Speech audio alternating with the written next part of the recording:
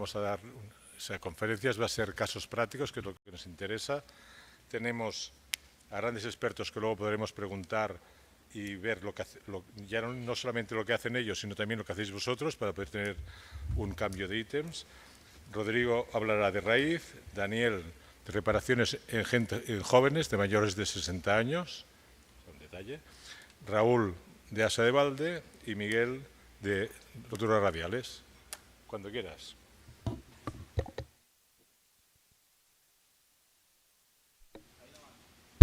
Buenas tardes con todos. Mi nombre es Miguel Palacios, nuevamente agradeciendo al comité organizador para venir a presentarles un caso que desde mi punto de vista me pareció algo interesante y un reto.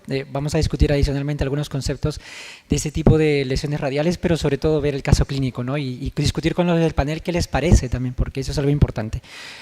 No sé si pueden proyectar la imagen en la pantalla.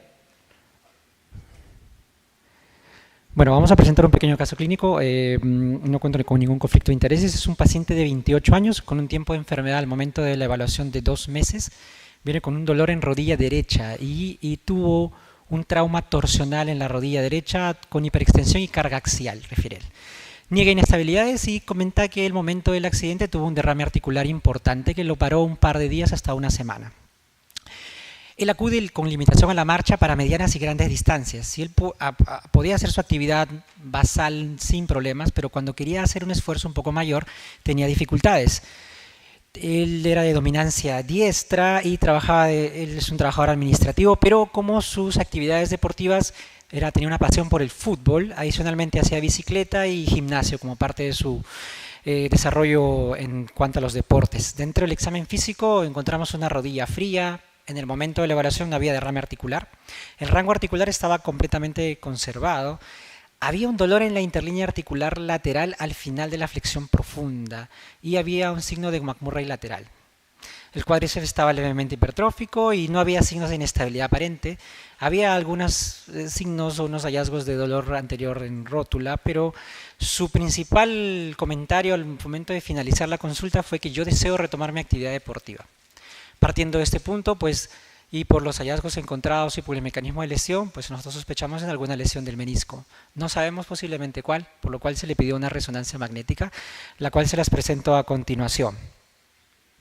Entonces aquí viene una pregunta.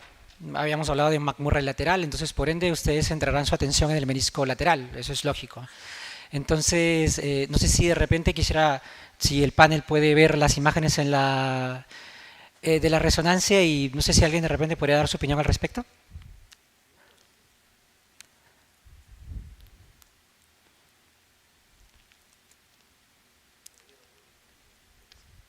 Si alguien quisiera dar alguna opinión de repente de la resonancia. De repente me permitiré comentar que si observamos bien la vista axial en el menisco lateral, ustedes van a observar algo bastante llamativo, ¿no? Ven ustedes la sombra del menisco lateral en la vista axial, aparentemente hay un defecto considerable en ese menisco. Y si vemos la vista sagital, podemos ver que hay signos de separación del menisco, lo cual nos hace pensar, el menisco lateral, lo cual nos hace pensar que hay una lesión radial importante con una diástasis considerable, ¿no? En la vista coronal ustedes pueden observar en el menisco lateral que hay una amputación del mismo y hay una ausencia en partes de los cortes que son de 3 milímetros de este menisco lateral. Entonces, ahí viene la pregunta, ¿no? La pregunta para el panel, estamos ante una lesión radial considerable, con una diástasis importante, que a la medición radiológica estamos hablando de un defecto de aproximadamente unos 7, casi 8 milímetros, visto desde la vista sagital y 8 milímetros en la vista coronal. Entonces, bueno, aquí nos planteamos la pregunta, después de todo lo que ustedes han visto, ¿no? Es un paciente que quiere retornar al deporte, tiene una lesión meniscal radial importante con una diástasis considerable. Obviamente quisiera preguntar a algunos del panel qué opinan en cuanto al tratamiento que se le ofrecería a este paciente.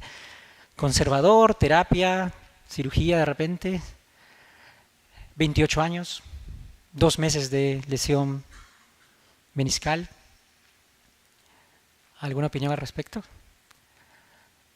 Turbio, ¿algún comentario de repente? Bueno, buenas tardes. Bueno, la lesión a nivel lateral es clara, se ve que el cartílago articular está bastante conservado, un paciente joven. Creo que en esta ocasión ya hizo terapia física, la rodilla no está inflamada, entonces creo que sería el momento oportuno y correcto para hacer la cirugía de reparación meniscal. Y ahí ya va a depender al usar alguna técnica, ya que según parece hay un gap importante entre los fragmentos que quedan, ¿no? Claro. Muy importante lo que comentó el doctor Bullón, es importante tratar de salvar ese menisco, pues obviamente a corto plazo el compartimento lateral sufre el riesgo de avanzar una artrosis precozmente y rápidamente, y esto por la distribución de las fuerzas y la función que tiene el menisco lateral importante en este tipo de patologías. Si nosotros revisamos la literatura, vamos a observar que el grupo del doctor Chala en el 2024 ya dio una clasificación morfológica de las lesiones del menisco radial y pues nosotros estamos ante una radial de tipo 5. Esa sería la clasificación. Pero yo quisiera preguntar, muy aparte de que ya sabemos que va a ser un tratamiento quirúrgico y estamos ante una lesión con un defecto muy grande, ¿solicitarían ustedes alguna prueba adicional de repente, muy aparte de la resonancia, algo que necesiten para poder decidir qué tratamiento quirúrgico, qué adicionalmente se podría hacer a esto? ¿Alguna opinión de repente? Muy aparte de la resonancia, algo que les interese saber o algo que les interese ver. Sí, es que estamos planeando hacer una reparación meniscal, ¿correcto? El alineamiento de los miembros inferiores siempre es importante para tomar una decisión de tratamiento quirúrgico de menisco. Completamente de acuerdo con el doctor, el alineamiento es un factor importante, sobre todo cuando se va a hacer algún tratamiento de preservación del cartílago. Obviamente, si este paciente tiene una lesión lateral del menisco y estamos hablando de un geno o algo, existen altas probabilidades de que esta reparación falle. Por esa razón se pidieron las imágenes correspondientes a la lesión, donde vemos que, para suerte nuestra, el paciente tenía un alineamiento en varo, más en el lado que no estaba lesionado que en el lado derecho que era lesionado, siendo los demás hallazgos aparentemente normales. Entonces, el alineamiento es importante en el caso de las reparaciones meniscales y más aún en ese tipo de lesiones radiales con un defecto importante. Entonces, ¿qué es lo que encontramos en la artroscopía una vez que ya tenemos claro de que vamos a hacer un tratamiento quirúrgico? Pues como nosotros observamos en esta artroscopía, al momento de entrar en el compartimento lateral, en la gotera lateral, observamos un fragmento importante de un cuerpo extraño, que al momento de hacer el examen completo de la rodilla observamos que el menisco medial está indemne, no hay lesiones aparentemente en rampa en la parte posteromedial, pero al momento de acercarnos al compartimento lateral nosotros observamos algo que nos llamó muchísimo la atención, ¿no? Un defecto bastante considerable del menisco lateral. Si hacemos una prueba de la succión, aparentemente reducía, sin haber hecho algún tipo de tracción mecánica importante, y el fragmento que falta o el fragmento con defecto está justamente en la gotera lateral y es dependiente de la parte lateral. Entonces, hasta ese momento nosotros, dentro de esta evaluación, pues intentamos hacer alguna reducción con algún tipo, retirando obviamente el cuerpo extraño primero, intentando hacer alguna reducción por medio de la tracción, por medio de una pinza Grasper, para ver si este fragmento podía dar, ¿no? Y vemos que, bueno, aparentemente podría llegar. Entonces aquí, después de esta evaluación radiológica, ¿alguna sugerencia de la estrategia de la configuración de las suturas de repente? ¿Alguna indicación? ¿Qué tipo de sutura les gusta hacer? ¿Algún tipo de configuración en cuanto a las suturas que se van a usar? ¿De repente al panel quisiera dar alguna indicación?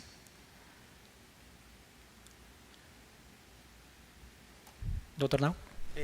Sí, por el tipo de configuración, que es una lesión radial, y sabiendo que una lesión radial es casi, si no es tratada, termina siendo casi una meniscectomía total, se tiene que tratar de corregir eso. Lo ideal sería un sistema, dependiendo de la profundidad de la lesión, podría ser un sistema de hashtag, ¿no? O sea, como tratando de hacer dos suturas para darle estabilidad a los segmentos y luego fijarlos de manera lateral, que esa sería la sutura mejor, que tendría más resistencia para poder mejorar las fuerzas mecánicas de ese menisco, ¿no? Efectivamente, completamente de acuerdo con el doctor Nau. Tenemos que pensar algo más allá del side to side que conocemos. Seguramente ustedes pensarán unir lado a lado la sutura, pero la configuración tiene un factor importante en cuanto a la reparación y estudios biomecánicos ya nos lo han revelado.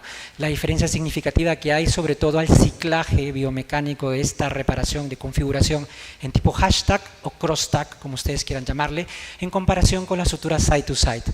Entonces, este factor biomecánico es importante para tomar la decisión de qué configuración van a usar para este tipo de lesiones de tipo 5 radiales. Entonces, al momento de hacer la cirugía, pues obviamente hicimos la configuración de hashtag planificada, donde ustedes pueden ver que nosotros primero hacemos la configuración de las barras verticales para poder tener un apoyo y poder traccionar las dos valvas del menisco residual y con eso poder lograr una reducción aproximada. Como ustedes se dan cuenta, por el tiempo que tiene este paciente de 2 meses, pues los bordes tampoco no son tan saludables, ¿ah? Entonces eso es lo que nos llama mucho la atención y obviamente partiendo de las expectativas del paciente y de qué es el menisco externo, tenemos que tratar de suturarlo en la medida de lo posible, de acuerdo a lo que ya narraba Andy Williams en sus artículos, donde nos decía que el menisco lateral hay que tratar de suturarlo lo más que se pueda. Cuando hacemos nosotros esta configuración de hashtag, primero hacemos las barras verticales, luego hacemos suturas side to side, teniendo en consideración que esas barras verticales hacen un efecto de ridge top, que es como un tope, que al momento de traccionar el menisco van a hacer como que van a hacer un tope, van a permitir jalar todos los dos fragmentos meniscales, como ustedes pueden ver en la imagen. Esa es una vista desde el portal lateral y luego vamos a ver una vista del portal medial donde se ve que hay una reducción aparentemente y también se va a ver la configuración de hashtag que normalmente hemos visto en la diapositiva anterior, lo cual pues nos deja tranquilos. Bueno, es una cosa importante mencionar aquí, primero siempre se anudan las suturas horizontales, perdón, verticales y luego las horizontales para tener un apoyo y poder lograr el cierre. Pero no solamente quedamos ahí, no sé si alguien del panel después de hacer este tipo de suturas añade algún tipo de aumentación biológica, usan de repente algún medio biológico para mejorar la curación de este menisco. No sé si alguien tuviera... En este caso, por ejemplo, como ustedes ven, usamos el marrow venting, que es la estimulación de la médula ósea. Pero no sé si alguien del panel utilizaría algo más al respecto, viendo los bordes, viendo las características de la lesión. Yo uso lo mismo que tú, hago túneles, 3 túneles ya descritos siempre. Y cuando es un desgarro que le tengo mucho temor de que no vaya bien, porque hay unos que uno cree que tiene la sensación de que van a ir bien, sino agrego plasma rico en plaquetas. Una Excelente. dosis, una semana después de la cirugía. Perfecto. Sí, no se olviden siempre de hacer algún tipo de aumentación biológica, en este caso la médula ósea. Ya en los estudios del Dr. Sherman hacían de que este tipo de estimulación de la médula ósea pues se asimilaba mucho a una reconstrucción de cruzada anterior sin simultáneo con la reparación del menisco. En cuanto al protocolo, bueno, pues tenemos un paciente con una reparación radial importante. El protocolo que generalmente usamos pues nos basamos en guías de manejo de práctica clínica, donde nosotros evitamos de que el paciente haga carga y flexione más allá de 90 las 6 primeras semanas, como si se tratase de un desgarro de la raíz meniscal posterior medial. Esto ya está escrito en varios papers y sobre todo en consensos internacionales de la ESCA. En cuanto a la evolución, pues obviamente el paciente se sintió bastante mejor hasta todavía los 6 meses, estuvo con dolor los 6 primeros meses y el paciente empezó a hacer progresivamente actividad física después del protocolo postoperatorio. Yo quisiera saber si alguien del panel tiene algún tratamiento en especial en cuanto a lo que es la terapia física de estos casos. No, ninguna. Ok.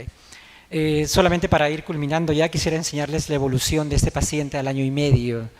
Se ve que el defecto ha cerrado, pero hay todavía una pequeña brecha visible, lo cual nos llama mucho la atención. Si nosotros comparamos con los estudios al inicio, pues vemos que esta brecha de 7-8 milímetros se ha cerrado a una brecha de 1 milímetro, que es la cual es incompleta.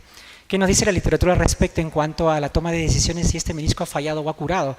Pues hay criterios para considerar curaciones generalmente a partir de los 12 meses.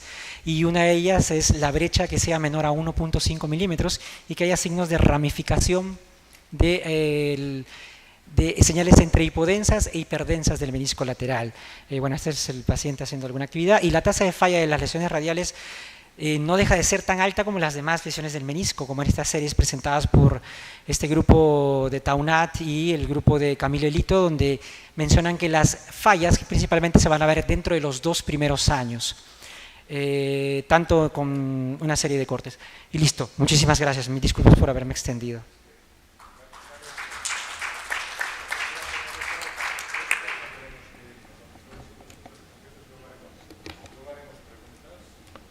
Pero dos puntualizaciones. Me ha gustado mucho cuando haces un pequeño recorte para evitar la tensión. Tenemos que pensar que esto es como el que se compra un pantalón de una talla menor, se va a comer y luego se quiere sentar y que no se le rompa nada. Pensar que las radiales cuesta mucho, como no pongas un punto de protección para que no desgarras el menisco. Ahí se ha estado muy bien. Seguimos, luego haremos las preguntas, solamente la puntualización porque si no se me olvida. Buenas tardes. Continuando con la presentación, vamos a hablar ahora sobre un caso clínico de un paciente con una lesión en asa de balde. Bueno, paciente, 37 años, deportista recreacional, hace fútbol, gym, en algunos casos hace crossfit. Antecedentes relevantes, menisectomía hace 3 años en la misma rodilla que se ha lesionado, que es la rodilla derecha, ingresa por consulta por episodio de bloqueo articular entre aproximadamente 4 o 5 veces en un lapso de evolución de 5 meses. El examen clínico que se le realiza no es muy concluyente, obviamente por la presencia de dolor y por el riesgo, el temor del paciente a tener un episodio de bloqueo. ¿Qué se hacen con el paciente? Se le pide, solicitamos unos diagnósticos por imágenes y pedimos unas resonancias, 2 imágenes importantes en corte coronal y un corte sagital, en donde se puede evidenciar la ausencia en el corte coronal, en T2, ausencia del menisco, no se evidencia el menisco interno, y en el corte sagital pues se puede evidenciar una pérdida de la continuidad de la parte posterior del menisco interno. Que se sabe pues que la resonancia magnética en las lesiones de asa de balde tiene una confiabilidad bastante alta, una sensibilidad de cerca del 86% y una especificidad alrededor del 90%. Quiere decir que es muy sensible y muy específica para determinar lesiones en asa de balde cuando se realizan las evaluaciones artroscópicas. Bueno, ¿qué hacemos con el paciente? Es un paciente con una lesión, tenemos que operar, pero ¿qué hacemos? La sutura meniscal versus menisectomía, bueno, todos sabemos que en el transcurso del tiempo las menisectomías se han ido descartando de manera cada vez menos se hacen menisectomías, cada vez más se intenta preservar el menisco a través de una sutura meniscal, pero también tenemos que tener en cuenta algunos conceptos, ¿no? Primero que las lesiones de asa de balde solamente el porcentaje de reoperación puede llegar hasta un 28.8% si comparamos con las menisectomías parciales, que corresponden al 6.7%, y el porcentaje de reoperaciones después de una lesión de asa de balde puede ser tan alta como un 20 hasta el 30% en relación a una menisectomía. No obstante, aún así, el objetivo principal es preservar el menisco en la mayor cantidad de los casos que lo requieran. En este caso que habíamos presentado, sabemos que es un paciente de 37 años, postmenisectomizado. ¿Qué podemos hacer? Sabemos que vamos a operarlo, sabemos que vamos a suturar, no vamos a hacer una menisectomía, pero ¿cuál es la mejor técnica, no? Para sutura? Todo inside, todo dentro, adentro fuera, fuera adentro. Entonces, a pesar de que en las reparaciones de asa de balde ambas técnicas tienen bastante ya tiempo en uso, no existen diferencias significativas entre uno y otro, tanto en estudios comparables a los 5 años como en estudios comparables hasta los 10 años, las diferencias no son estadísticamente significativas. Entonces, en una lesión en asa de balde, en un paciente, en lo posible tratar de preservar a través de las técnicas de sutura meniscal. La técnica a emplearse va a depender estrictamente de la capacidad del cirujano, la localización de la lesión y principalmente el perfil del paciente, ¿no? Que es importante para hacer. Pero ¿qué hicimos con el paciente? Se hizo una evaluación artroscópica en donde se evidencia, esta es la artroscopía, se evidencia ya un menisco previamente trajinado, ha sido operado anteriormente, en donde se puede evidenciar la discontinuidad de la zona posterior.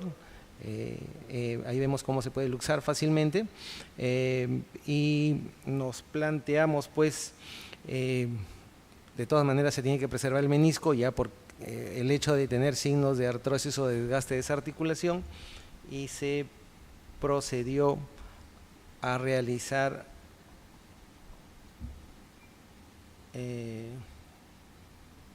a suturarlo. En este caso la ventaja es que ahora tenemos a través de la industria farmacéutica implantes que son fáciles de utilizar, nos acortan los tiempos quirúrgicos y nos permiten llegar a zonas que anteriormente eran difíciles de llegar, ¿no? En este caso la zona posterior. Se utilizó una sutura todo dentro, se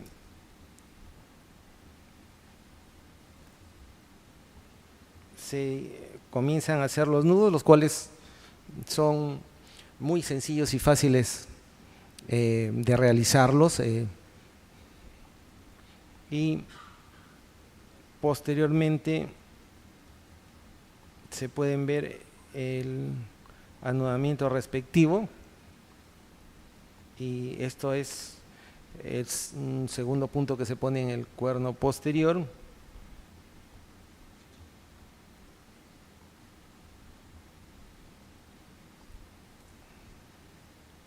Y este es el resultado.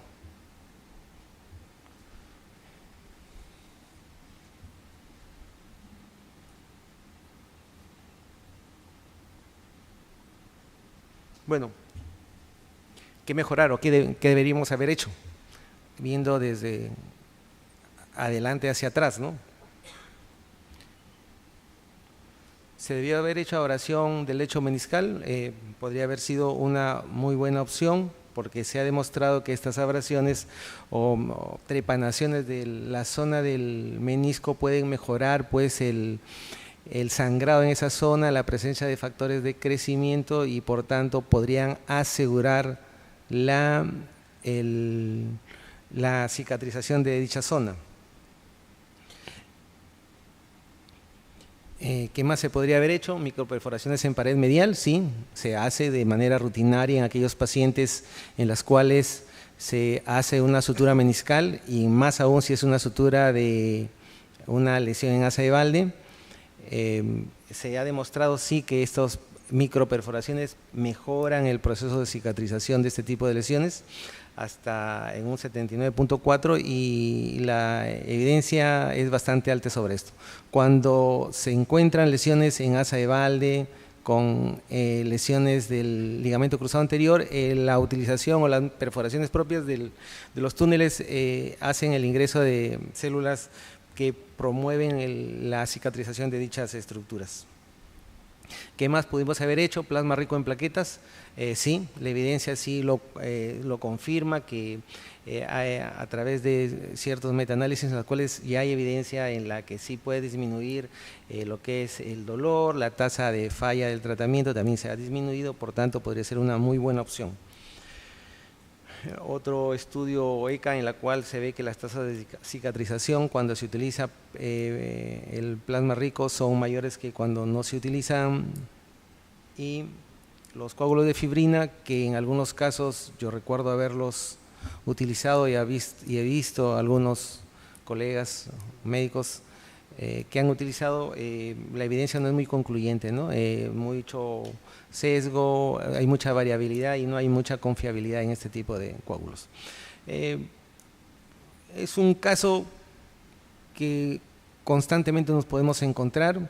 Yo creo que acá el mensaje es que todas estas lesiones deberían ser reparadas en lo posible. ¿A qué podemos concluir? Que aunque la reparación meniscal presenta tasas mayores de reoperación comparadas con la meniscectomía parcial, continúa siendo la estrategia preferida, ¿no? Por su enfoque de preservación del menisco. Y que tampoco existe superioridad, que eso es importante, ¿no? Porque a veces nos dejamos bombardear por la industria farmacéutica de que tal dispositivo es mejor. Muchas veces las suturas fuera adentro pueden ser una buena posibilidad, porque no hay diferencias entre uno y otro. y que sí es importante, al menos en este tipo de lesiones que son grandes, donde hay desprendimiento, la utilización de coadyuvantes se ha demostrado pues que pueden ser de gran ayuda, aún sin embargo esta evidencia muchas veces es heterogénea. Si hubiera alguna pregunta o lo dejamos al final. Sí, ya, ok, gracias.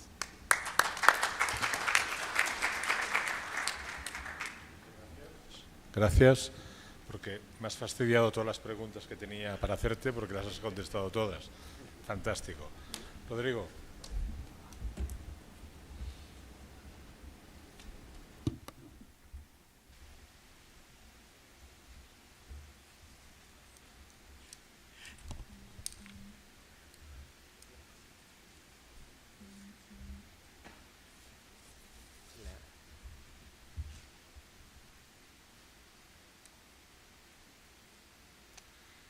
Ok, buenas tardes.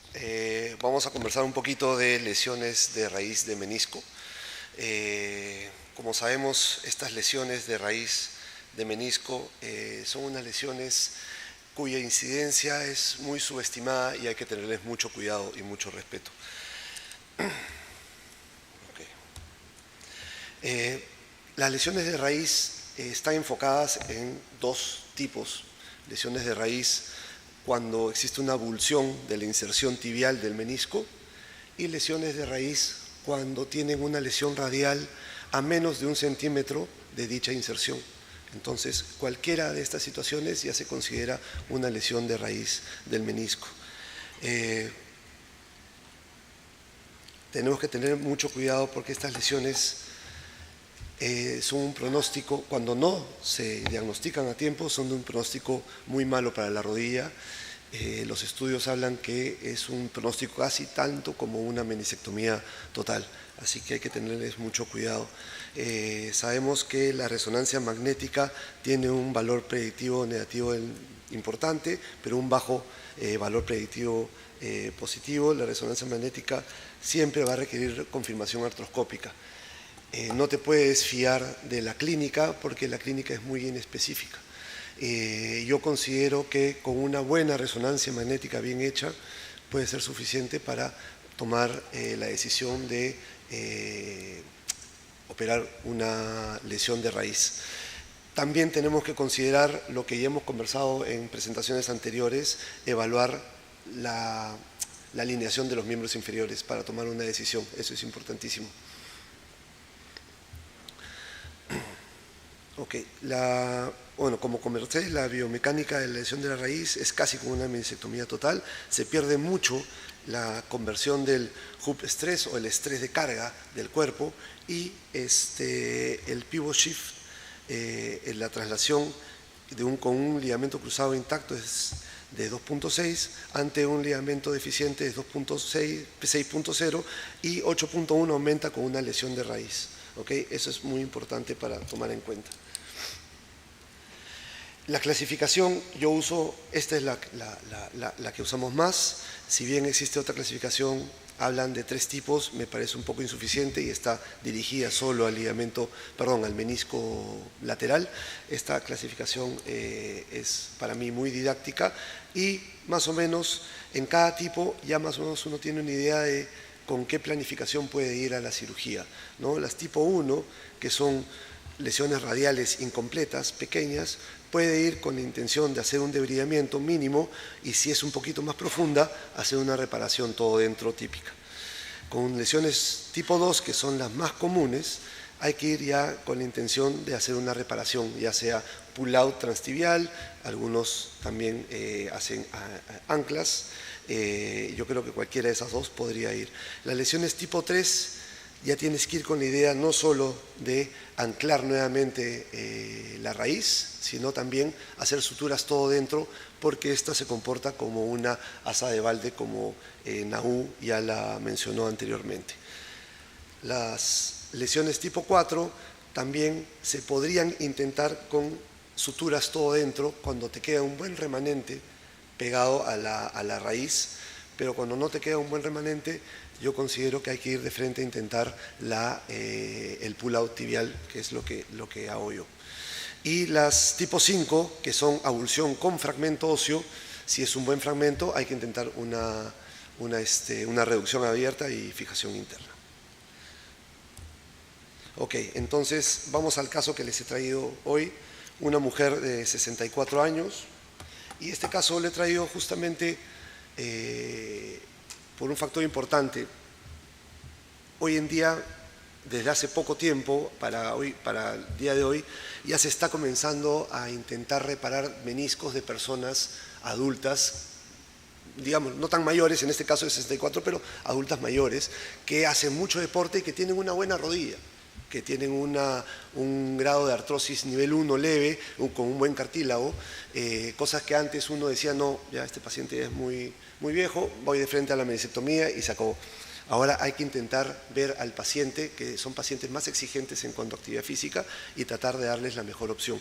En este caso, una mujer de 64, con antecedente de bastante deporte y sin dolor de rodilla previo, que también es importante evaluar en la historia clínica. Dolor súbito de rodilla después de un gesto de flexión forzada, haciendo una posición de yoga, y dolor punzante importante en la cara posteromedial, con un McMurray positivo y sin signos de inestabilidad evidentes, aunque a veces sabemos que el menisco, la desinserción de la raíz puede dar cierta sensación de inestabilidad o ciertos exámenes de estabilidad positivos. En la resonancia magnética hallamos el signo típico de menisco fantasma. Es un signo característico en lesiones de raíz. También este es el típico imagen en la sagital, en la coronal y en la axial vamos a buscar una imagen tipo radial, ¿no? Una lesión, una imagen lineal que divide el menisco. Entonces, dada los antecedentes de la paciente, decidimos tomar la decisión de operar. Ahí vemos un compartimento interno bastante bueno para la edad que tiene, ¿ok? Y se evidencia una desinserción total de la raíz, y más adelante vamos a evidenciar que tenía un complemento longitudinal vertical hacia la parte posterior. Entonces era una especie de grado 2, grado 3. Entonces lo que yo uso son cintas, 2 cintas en configuración lazo loop, ¿okay? Una cinta lo más pegada al muñón distal posible y otra al lado inmediato, tratando de darle una mejor fijación. Y fíjense cómo a la hora que estoy trayendo la segunda sutura, el menisco se viene conmigo, lo que me determina que existe una lesión longitudinal hacia el lado de la unión menisco-capsular.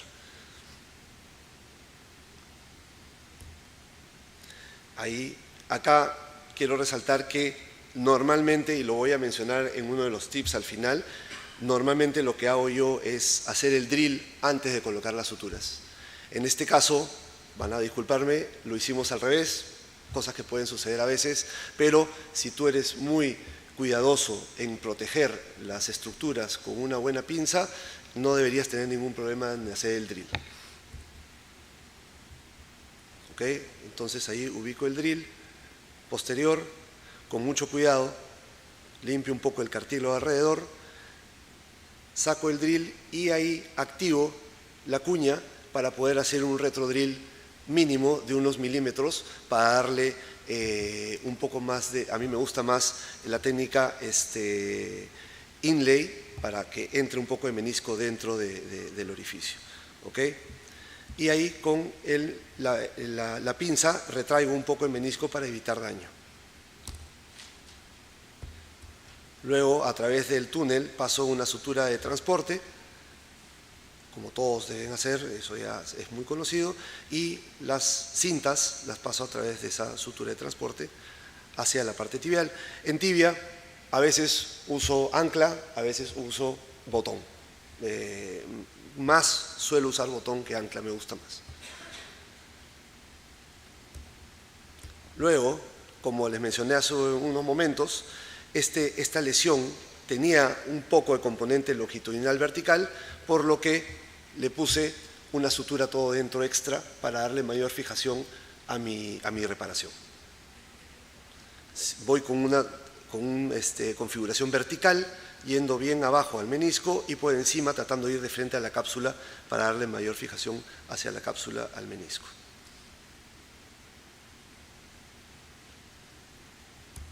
Ok, y esta es una imagen, traté de buscar la imagen más cercana a la previa para que vean la diferencia, es un corte casi igual. Esta imagen postoperatoria es al año de esta paciente, se nota claramente que ya no existe ese signo del menisco fantasma y la paciente tiene hasta ahora año y medio y va yendo muy bien. Retorno, este es otro de los temas que quería hablar rápidamente porque hay mucha controversia hoy en día de cuándo retornar al deporte en raíz. 9 meses para retorno a un deporte total. Pueden leerlo después, pero es importantísimo retornar al deporte. Antes hablaban de 5 o 6 meses, hoy en día los consensos actuales hablan de 9 meses para un retorno al deporte.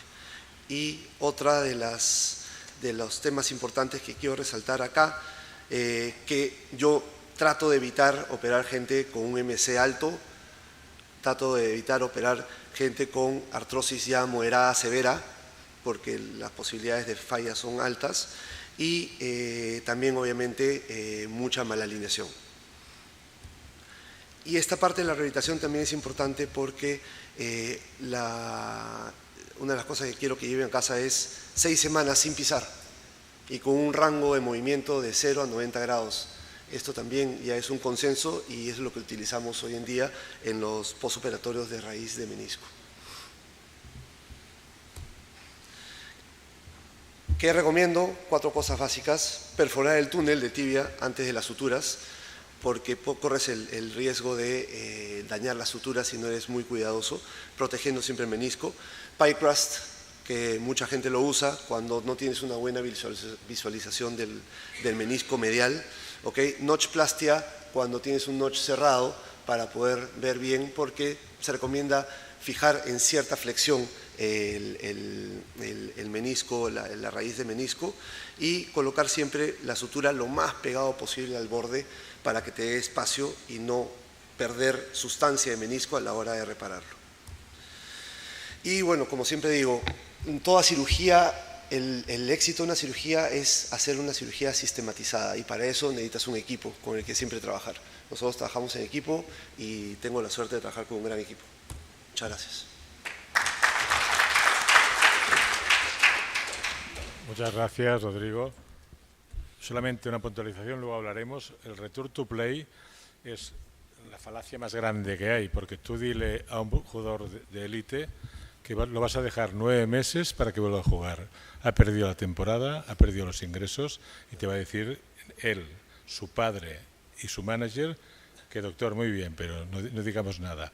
Entonces, de lo que tú propones, que es lo ideal, a lo que luego hacemos, hay un margen. Luego lo hablamos. Daniel.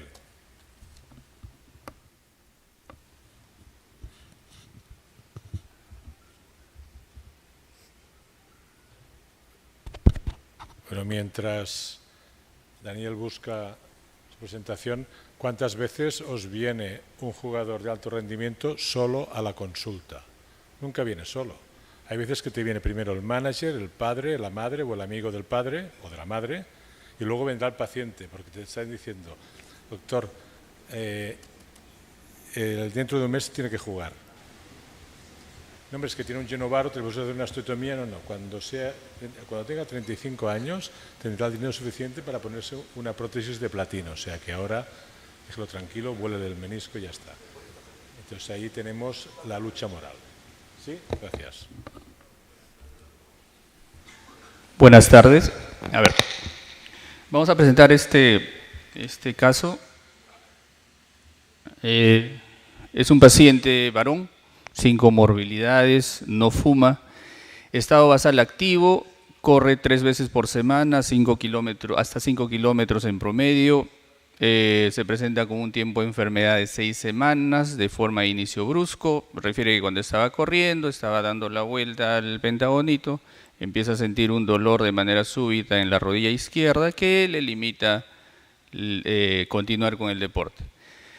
Tiene dolor, tiene limitación funcional en la rodilla izquierda y en los signos que encontramos tiene un dolor en línea articular puntual medial. Previamente al evento no refiere haber tenido molestias en la rodilla. Después de la evaluación clínica, tomamos imágenes de resonancia magnética para evaluar lo que estamos sospechando, que es una lesión meniscal.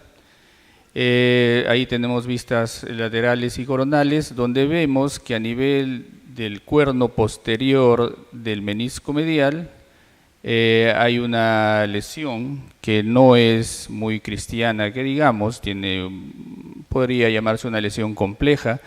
Y en los cortes coronales tenemos especial atención en saber si tendría algún grado de extrusión meniscal, porque nosotros ya estamos pensando, como traumatólogos quirúrgicos que somos, en hacer algún tipo de tratamiento quirúrgico, ¿no?, para planificarlo.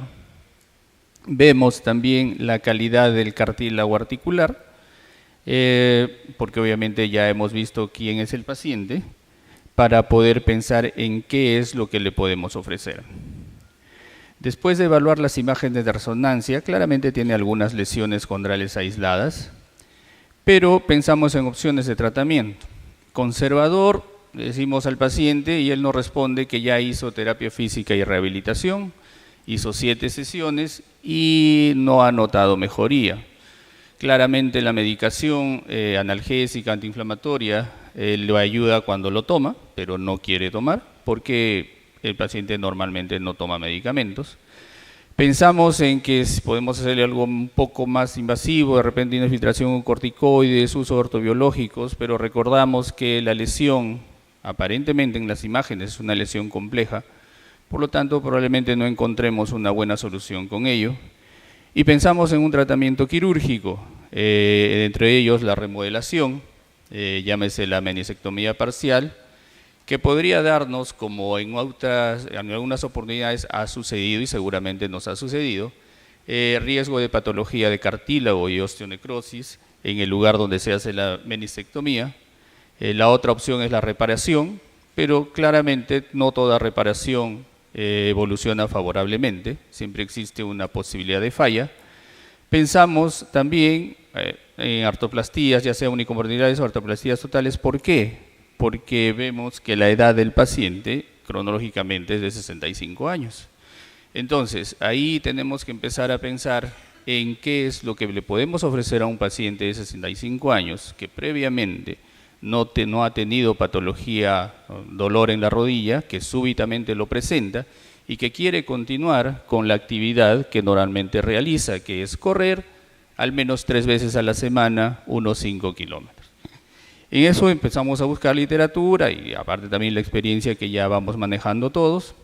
Vemos que claramente hay estudios que hablan de las reparaciones meniscales en pacientes mayores de 40 años, pero son más escasos, pero sí los hay, algunos estudios que se hacen ya en pacientes mayores de 60 años, como el que está presentado ahí, y ya publicado el año 2022, donde es un estudio de corte, los pacientes con 64.5 más menos 4 años en promedio, a un año de seguimiento, comparan 32 reparaciones versus 49 meniscectomías en las escalas IKDC, KOS, Lightholm, donde refieren en los resultados que todos los puntajes son mejores en el grupo reparación y que la tasa de falla es alrededor del 22%, considerándose falla como una reoperación o un paso a la artroplastía total de rodilla. Muy bien, entonces con esto en mente, evaluado al paciente y explicándole los riesgos que puede haber, de que no podemos ofrecerle una cirugía 100% segura, vamos a lo que es la cirugía. Entonces, vemos que, bueno, sí, claro, tiene lesión de cartílago, pero vemos esa lesión en la región posterior, entre el cuerno, en el cuerno posterior y muy cercano a la raíz, pero que no llega a comprometer completamente la raíz, pero es un desgarro complejo, con un componente oblicuo, un componente horizontal, un menisco que probablemente ya no sea de muy buena calidad, pero que antes no tenía molestias. Entonces, aquí vemos ahí que hay un componente inclusive ya de un flap asociado que está ya por romperse, y este paciente probablemente, si no hagamos nada, vaya a ir a una extrusión meniscal y a un daño progresivo y rápido del cartílago.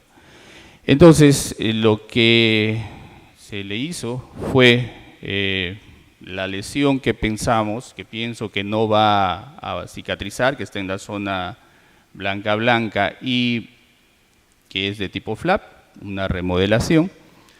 Y con la remodelación y la limpieza de la zona nos sirve para ver exactamente cuál es el patrón que nos queda tratando de conservar el anillo meniscal. Ahí vemos que es una lesión oblicua y tiene también una lesión horizontal en el cuerno posterior. Entonces decidimos hacer la sutura, la reparación con puntos todo dentro, por la zona en la que estamos. Probablemente si la lesión fuera en el cuerpo o cuerno anterior, usaríamos puntos dentro o fuera. Pero como está muy cercano al posterior, es mejor, de preferencia, usar sutura todo dentro con estos dispositivos que tenemos ahora, que tienen diferentes grados de angulación, 12 o 24 grados, que nos permiten hacer mejores incisiones del punto meniscal, probablemente sin poner muy en riesgo la vasculatura. Iniciamos primero con un punto vertical en la zona entre la raíz y el cuerno posterior, un punto todo dentro con una angulación de 12 grados. Luego de eso pasamos a lo que es la región un poquito más cercana al cuerpo, cambiando de portal, para poner un punto vertical en la lesión horizontal que tiene. Con eso ya tendríamos 2 puntos de sutura.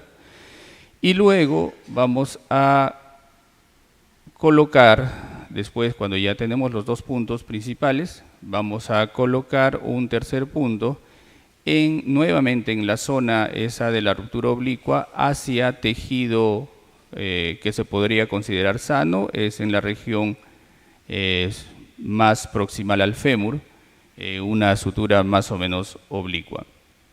Vemos ahí que inclusive reparamos que existe sangrado, no es un sangrado profuso, no estamos con torniquetes, sí usamos bomba de infusión, pero probablemente este sangrado pueda ser de buen síntoma para una reparación posterior adecuada.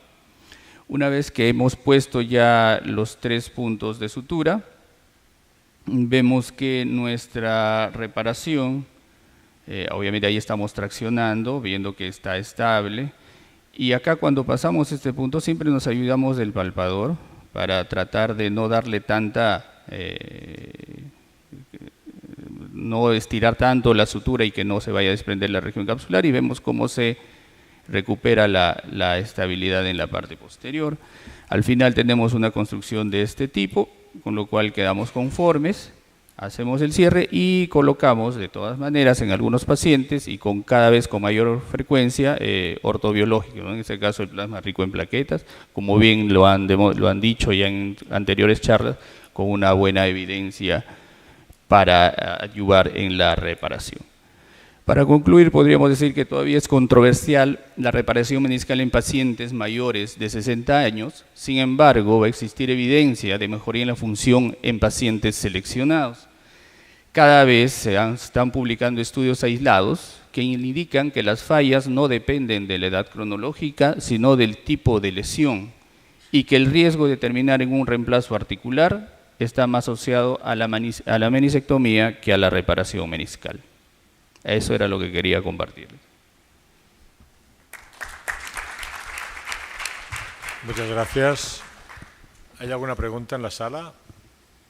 Quiero hacerte solamente el comentario de que, gracias por lo de los jóvenes de mayores de 60 años, pero se debe valorar más que la edad, la actividad que hace, porque ahí tienes gente O sea, tienes pacientes jóvenes de 80 años que se enfadan porque el último partido de pádel su compañero le ha fallado y su compañero igual tiene 40 años.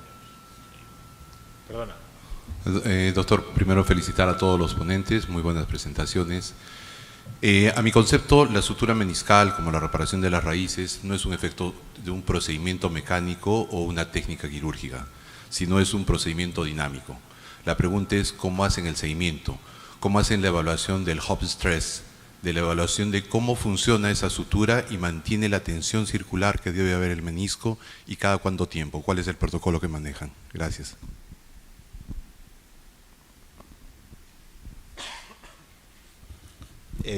Básicamente el protocolo y la rehabilitación la realiza el equipo de rehabilitación con el que trabajamos, pero existen múltiples tipos de formas de evaluar estos exámenes. No tenemos nosotros, voy a ser súper sincero, en mi casuística, en donde trabajo, la maquinaria que se utiliza para evaluar a deportistas de alto rendimiento y temas similares, retornos al deporte.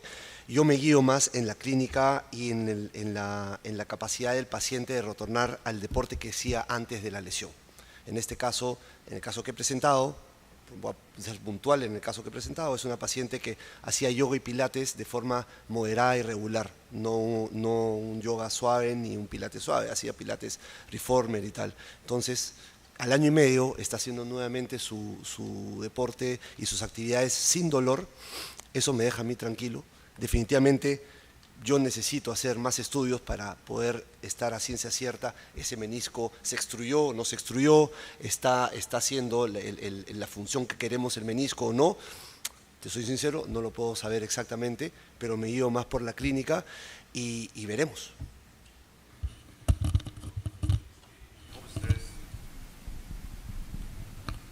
El Hop stress lo evaluamos por extrusión meniscal, como mencionas, por la congruencia anatómica, por el edema óseo y por la clínica del paciente. No necesitamos mayores pruebas funcionales que una resonancia. Por eso mi pregunta era, ¿cada cuánto tiempo preguntan eso? ¿Cómo están evaluándolo? Por eso mismo mostré esa resonancia al año. Al año no tiene edema y al año no tiene extrusión de menisco evidente. Esos son los dos factores con los que me guío. Un pequeño consejo. Antes de operarlo, decirle que cuando se haga una resonancia le va a salir que siempre sigue estando roto, es decir, que no es una rotura, es una sutura.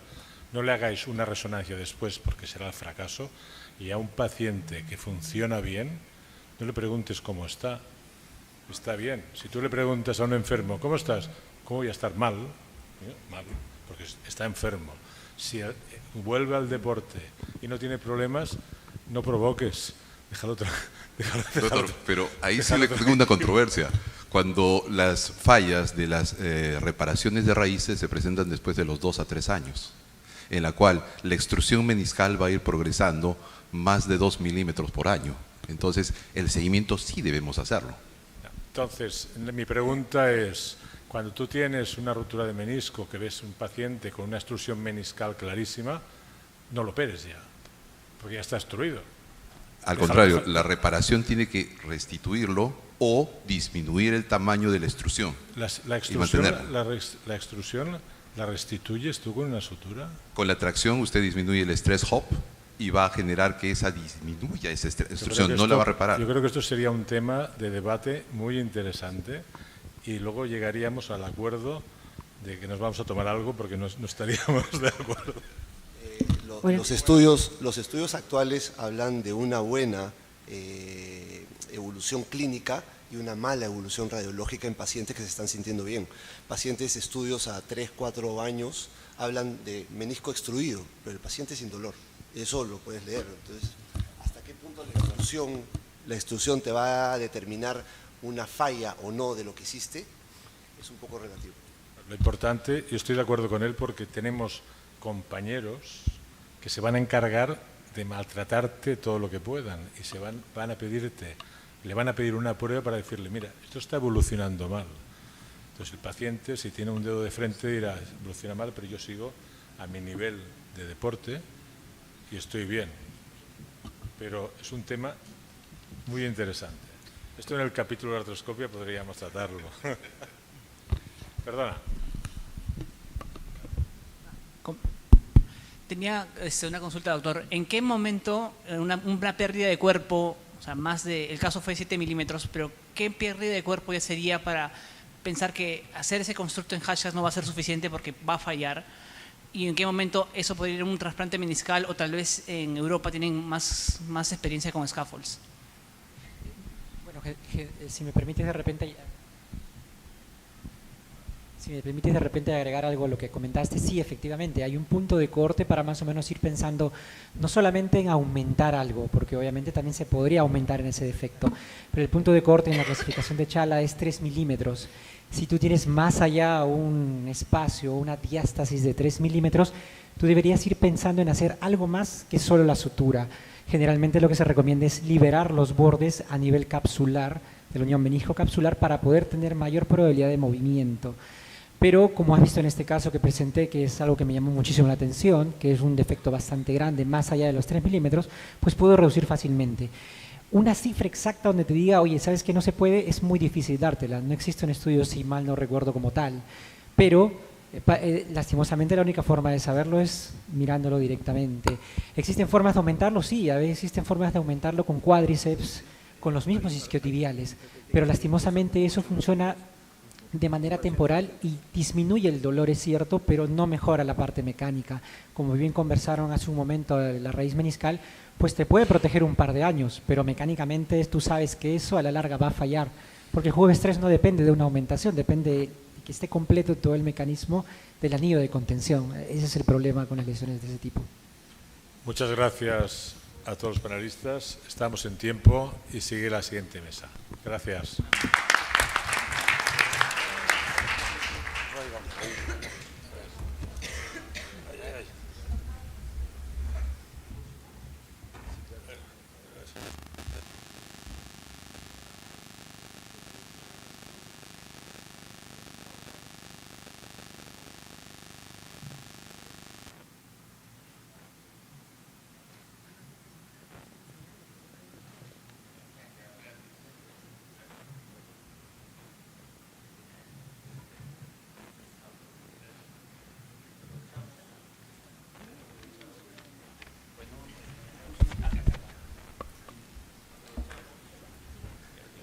Aprovechamos también para agradecer al doctor Altinsech por su presencia.